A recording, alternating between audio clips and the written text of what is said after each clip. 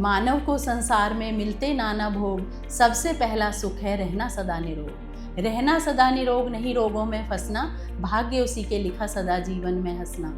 हमने नेचुरोपैथी के बारे में बात करते हैं हम लोग रोज़, तो आज मैं समझाती हूँ कि नेचुरोपैथी में मिट्टी चिकित्सा का क्या रोल है।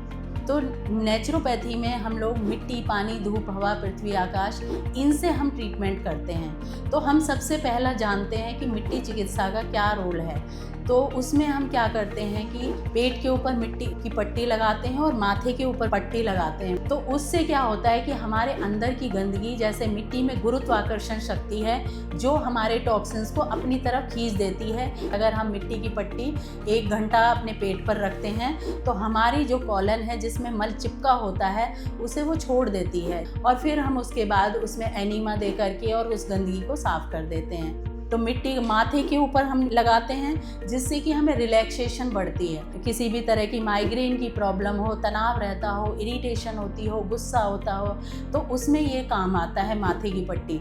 और पेट की पट्टी से हमारे समस्त पेट के रोग ठीक होते हैं। इनफर्टिलिटी की प्रॉब्लम ठीक होती है, पीसीओडी की समस्या ठीक होती है, बीपी, शुगर, थायराइड, किसी भी तरह की प्रॉब्लम है, हम सबसे पहले मिट्टी की पट्टी लगाते हैं जिससे कि हमारा जमा हुआ मल निकल जाए।